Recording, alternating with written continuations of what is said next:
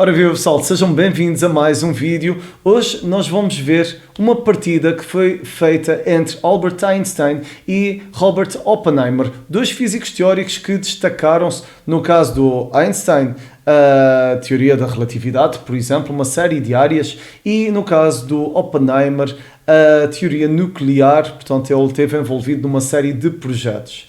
No final do vídeo, malta, eu vou avançar com uma curiosidade que acho que vocês vão querer saber. Sabem que ele era grande amigo de um jogador de xadrez muito conhecido na altura, uma lenda ainda hoje em dia. Sabem quem era? Não percam a continuação. Até já, pessoal.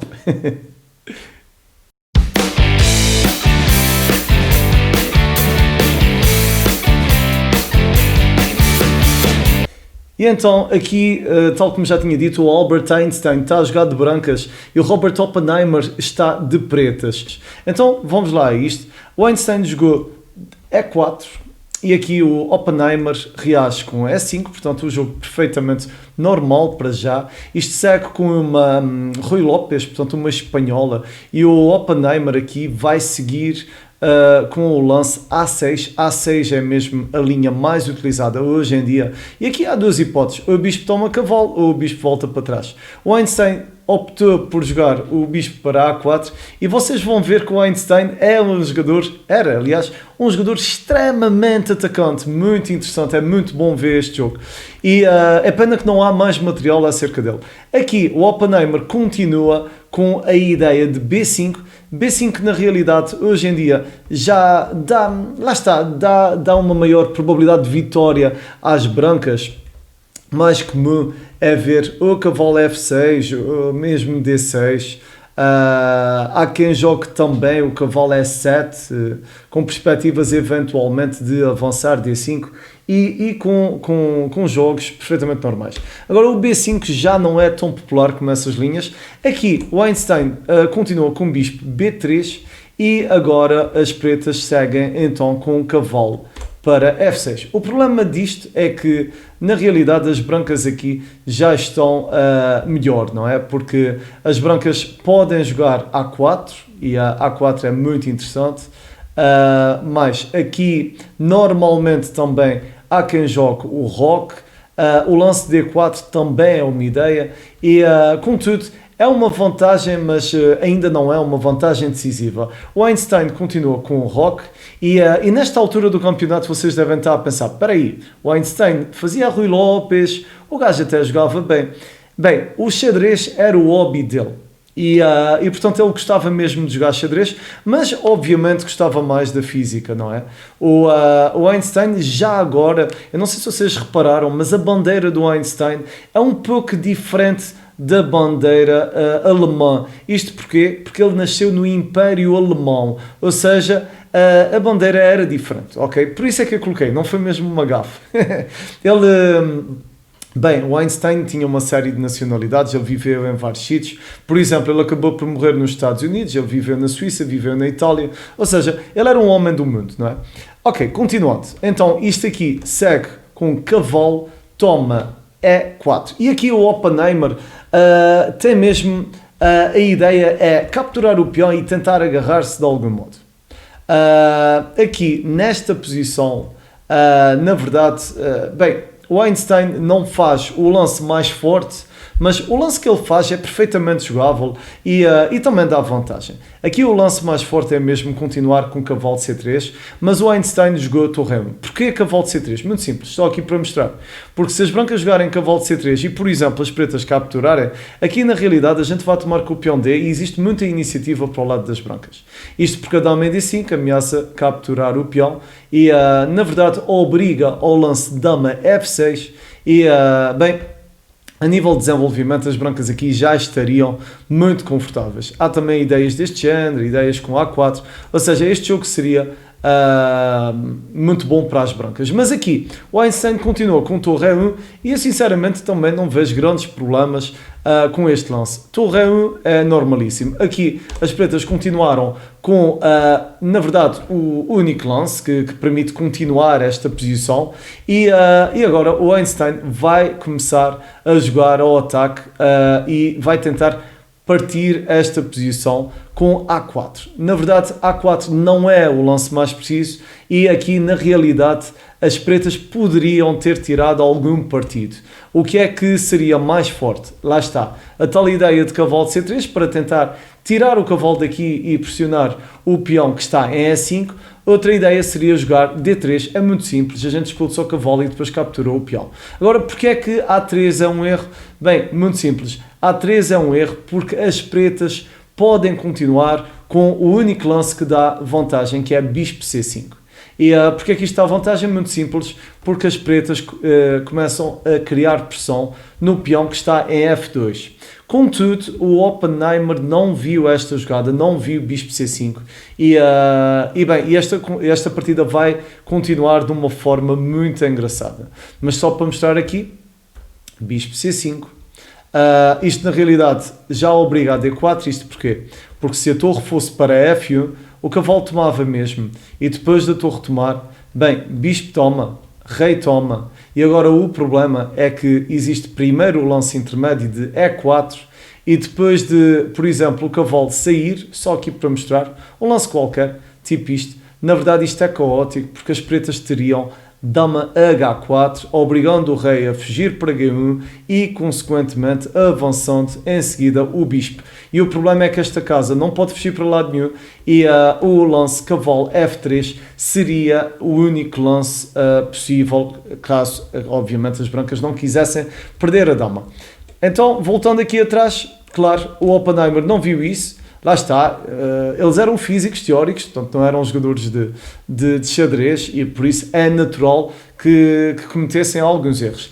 Em todo o caso, vocês vão ver que o Einstein tem realmente um nível de jogo muito elevado, tendo em conta que ele não era jogador de xadrez.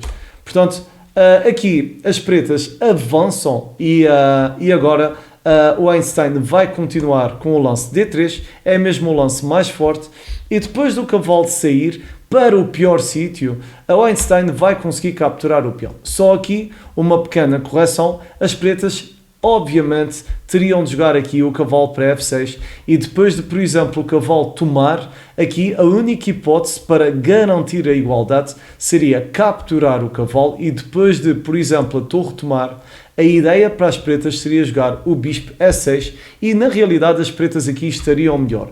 Claro, caso as brancas não atacassem logo e jogassem D4, na verdade aqui novamente existiria bispo E6, mas o jogo seria um pouco mais complicado do que na outra linha, porque o peão ia tomar, afugentando então o cavalo da casa F6. Então vamos aqui atrás, na realidade aqui isto continua com o tal cavalo para C5, e aqui nesta posição, este jogo já está quase no fim, isto é uma miniatura, é um jogo de 24 lances, e aqui isto continua com o Einstein a capturar o peão, e esta captura é temática, faz todo o sentido, e é mesmo o lance que deve ser feito, e agora aqui o Oppenheimer subdesenvolve as suas peças. Aqui, tal como eu já tinha dito, a ideia, a abordagem tem de ser capturar o cavalo e o Oppenheimer, quando joga o cavalo para E7, na realidade, isto agora vai ficar muito difícil. Isto porque o bispo não pode sair, o rei está no centro, o rei está de castigo durante algum tempo e a nível de estrutura de peões, este peão não está assim tão bem, mas também lá está, o argumento que as pretas podem ter é que este bispo também não está. Mas no final, este rei centralizado será um problema muito, muito, muito grave, ok? Portanto, aqui o Einstein continua com um dos lances mais fortes. Dama F3 ameaça mate E1. Isto porque a dama está a apontar e o cavalo também para a casa F7. Qual é o problema agora aqui? O problema é que isto vai ser difícil de defender esta posição. Na realidade, bispo E6 ainda aguentava, com muitas dificuldades, mas aguentava esta posição. Contudo, o Oppenheimer vai cometer aqui um erro e vai jogar F6. Agora, o problema de F6 é que as brancas têm mesmo o jogo ganho. Se vocês quiserem treinar um bocadinho os táticos, malta do Twitch já sabem, coloquem aí no chat, malta do YouTube, coloquem no pause, pensem o tempo que for necessário e depois, quando tiverem a certeza, voltem a clicar no play, ok? Portanto, então, vamos lá a isto. Vou então avançar com o lance. Aqui o Einstein seguiu com o segundo lance mais forte. O lance mais forte é um lance artístico, é cavalo C6. Cavalo C6 é bem bonito. Contudo, o Einstein jogou dama H5, que também ganha. Antes de seguirmos para dama H5, vou então mostrar-vos o cavalo em C6. Qual é a ideia? A ideia é muito simples. Este cavalo está pregado porque a torre não deixa que o cavalo saia. E depois de, por exemplo, as pretas continuarem com dama D6, na realidade, agora as brancas têm um lance muito forte e muito bonito, que é bispo toma peão. A ideia é retirar o cavalo e depois de tirar o cavalo, o bispo fica a apontar para a torre. E, na verdade, as pretas não podem fazer nada. Só aqui para mostrar um lance automático. Por exemplo, se as pretas jogassem o bispo para B7, agora as brancas ainda teriam direito a jogar bispo para F4 e depois de dar uma recuar para D7. Na verdade, esta posição é completamente desastrosa porque as brancas nem precisam de tirar o cavalo daqui. Podem avançar a A5 e, na verdade, este bispo nem pode tomar, porque se o bispo tomar, a dama está pregada e, bem, a dama nem pode tomar porque senão a dama toma. Portanto, este lance de cavalo de C6 seria a cereja no topo do bolo, era mesmo muito, muito bonito. Contudo, o Einstein também continua com dama H5, dá cheque e agora, claro, o Oppenheimer, que remédio, não pode jogar o rei para aqui, não pode fugir com o rei para F7, vai ter mesmo de jogar o cavalo ou o peão. Aqui ele avança o peão, porque obviamente se o cavalo saísse, então cavalo tomava G6 com um cheque descoberto. Portanto, não seria nada bom. Claro, este lance aqui também não é bom. Portanto, esta posição está completamente arruinada para as pretas. Isto poderia ter o título de como arruinar uma posição de pretas na abertura, não é? Mas bem, não vamos ser mauzinhos, porque eles eram físicos. E agora aqui, claro, as brancas continuam com cavalo, toma G6, e o problema é que se este peão de H capturar, cai a torre. Foi precisamente o que aconteceu, não há muito a fazer, e o Einstein tomou a torre todo contente, e agora o Oppenheimer tenta trocar material para tentar minimizar os danos ou tentar prolongar mais um bocadinho o seu sofrimento. Aqui o Einstein vai continuar esta posição, claro, a tomar o cavalo, contudo, é claro, mas havia um lance bem mais forte do que capturar imediatamente este cavalo. Seria jogar o bispo para H6. A ideia é muito simples, se o cavalo tomasse a torre, então aqui eu não tomava com a dama, mas sim com o bispo, obrigando o rei a fugir para D7, e depois do rei fugir para D7, por exemplo, eu nem preciso de tomar imediatamente, isto já é muito bom, obviamente, mas eu posso jogar primeiro dama F6 e a ameaça continua aqui e, bem, esta posição é muito má para as pretas. Então, voltando aqui atrás, então o Einstein tomou o cavalo e este jogo, bem, já está terminado, não é? Portanto, as pretas ainda continuaram com dama para D6, e agora o Einstein, claro, já viu que tem vantagem, vai atirar-se com tudo e vai acabar com isto em pouquíssimos lances. Ele jogou primeiro o bispo H6, lá está, ele sabia o plano, e as pretas jogaram rei para D7. Agora, claro, isto vai ser um massacre, bispo toma, e o problema é que o cavalo não pode sair para lado nenhum, porque senão cai a dama. O Oppenheimer ainda jogou bispo para B7, a ideia é muito simples, é ficar à espera que o bispo tome o cavalo, e se o bispo tomar o cavalo, então a torre pode tomar a dama. Então, mais uma vez, pessoal, se vocês quiserem trabalhar um bocadinho os táticos, coloquem um vídeo no pause, malta no chat já sabem, podem colocar também, a malta do Twitch, e pensem um bocadinho qual seria a melhor continuação se vocês estivessem a jogar de brancas, ok? Bem, eu assumo que já colocaram no pause, então vamos a isso. Aqui o melhor lance seria jogar, por exemplo, a dama para H3, evitando que o rei viesse para esta direção. Contudo, o Einstein também fez um lance interessante. Jogou dama para D7, pregando o cavalo. O Oppenheimer seguiu com torre E8, é um lance super passivo, não apenas defende, não é? Ele, era o que eu estava a dizer, ele está apenas aqui a continuar um pouco o seu sofrimento. E agora o Einstein segue com cavalo D2 e as pretas não têm nada, não é?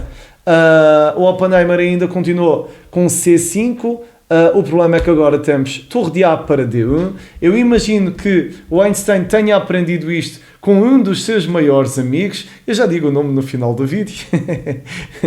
e portanto, aqui as pretas continuaram com A5 e depois de cavalo de C4, este lance é mesmo bonito, porque o problema é que, lá está, o que é que as pretas podem fazer? Este rei não pode sair daqui porque cai o cavalo.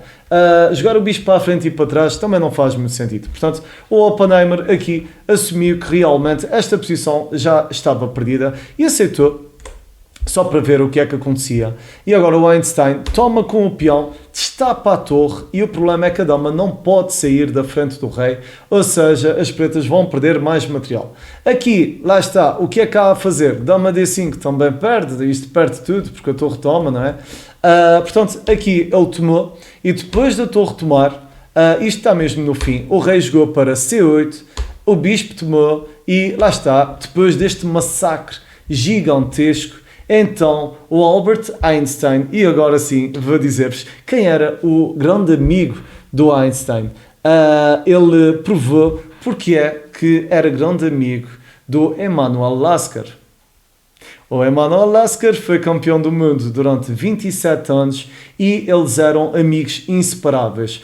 O Albert Einstein ficou, portanto, uma das maiores frustrações dele foi o facto do Lasker nunca ter aceito trabalhar com ele nos seus projetos de investigação. Isto porque o Lasker estava sempre completamente obcecado por aquele jogo de tabuleiro que só lhe fazia perder tempo. Isto foram palavras do Albert Einstein, que não compreendia porque é que o Lasker passava tanto tempo a jogar xadrez e não se dedicava tanto à investigação.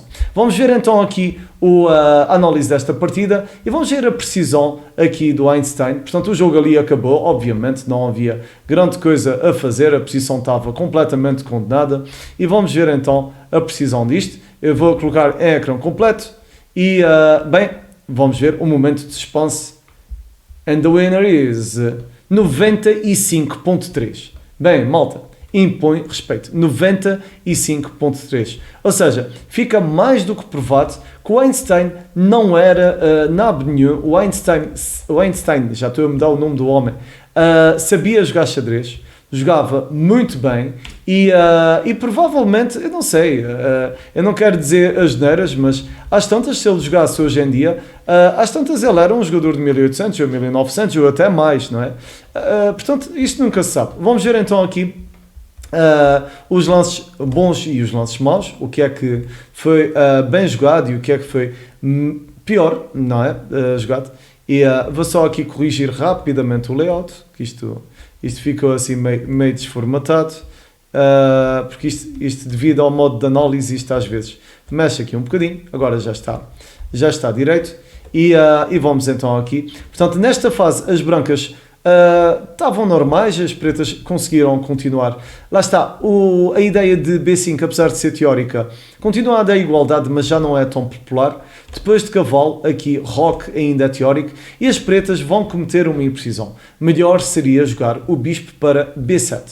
Isto continua com torre E1, torre E1 é mesmo a melhor continuação, e agora depois de D5, que também é o melhor lance, então A4, na verdade, poderia ter dado derrota devido à tal continuação de bispo C5. Contudo, as pretas fizeram a geneira. Lá está. O Einstein devia ter continuado com cavalo de C3, como nós verificamos antes. Agora, lá está. Quando o Oppenheimer não aproveita esta posição, então o Einstein vai conseguir expulsar o cavalo e o problema é que dá a sensação que o Einstein, a nível posicional, era muito mais forte do que o Oppenheimer. E isto nota-se neste lance de cavalo, não é? Este lance de cavalo realmente é mau, porque o cavalo devia ter voltado para F6 e isto vai fazer com que haja aqui esta captura de E5 e o Oppenheimer por acaso, vai fazer um melhor lance. Isto é uma surpresa para mim. Eu, sinceramente, aqui teria capturado com o cavalo. Vamos ver o que é que ele diz. Provavelmente até diz que é uma imprecisão. Bem, Não, por acaso também é uma hipótese. Ok. Porque eu penso que este lance de cavalo S7 é meio estranho, não é? Subdesenvolve as peças, o bispo não pode sair. Isto é meio esquisito. Isto é mesmo lançar a engine. Portanto, aqui o Einstein seguiu com o melhor lance. Dama F3 é mesmo o lance que esta posição pede. E o Oppenheimer, em vez de jogar o bispo E6, joga F6. Só aqui para mostrar, se as pretas tivessem jogado o bispo para E6, isto aqui teria continuado, lá está, com uma pequena vantagem para as brancas, mas o jogo ainda teria muita história. Por exemplo, cavalo D2, H5 ou D4, H5, D4, e este jogo iria continuar e seria um jogo completamente diferente. Então vamos aqui atrás. Portanto, o Einstein jogou dama para F3 e depois de F6, pumba, isto é duvidoso. Lá está, o cavalo de C6 teria sido o melhor lance. Aqui, pretas jogaram G6, cavalo de sacrifica e cai a torre. Agora isto vai ser um massacre. Aqui, na realidade, exatamente, bispo H6 teria sido a melhor continuação. Contudo, ele não jogou agora, mas jogou a seguir, porque o Oppenheimer voltou a cometer aqui um blunder e piorando assim ainda mais a sua posição. Rei fugiu, isto agora vai ser uma perseguição, mas bem, é só de um lado, porque as pretas não têm nada. Este lance de cavalo de C4 mostra na realidade o gênio que o Einstein era, porque eu tenho a certeza que o Einstein não dedicou tempo. Ele gostava de jogar xadrez e tudo, mas eu imagino que ele não tenha dedicado tempo praticamente nenhum ao xadrez ou ao estudo da modalidade. E portanto, este lance de cavalo de C4 é um lance criativo e o Einstein era um gênio criativo. Portanto, aqui, pretas tomaram, brancas tomam e agora era uma vez uma dama. E depois, então, de bispo capturar o cavalo em E7, o Oppenheimer desistiu e desistiu bem, porque não havia muito a fazer. Bem pessoal, espero que tenham gostado deste vídeo. Foi um vídeo um pouco diferente, não é? Porque normalmente nós vemos partidas de grandes mestres e mestres internacionais, jogos antigos também. E desta vez, na realidade, foram dois físicos a jogar xadrez. A ideia é mostrar-vos que o xadrez não é um nicho, o xadrez está em todo ao lado e já várias celebridades e vários génios de áreas diferentes e intelectuais praticaram xadrez e praticam. E a ideia será mostrar-vos também algumas partidas de indivíduos que não estão diretamente ligados à área do xadrez, mas gostavam de jogar xadrez e jogavam bem, ok? Bem pessoal, mais uma vez obrigadíssimo por estarem a seguir o canal e também obrigado à malta que segue em direto através do Twitch. Grande abraço a todos, tchau tchau pessoal!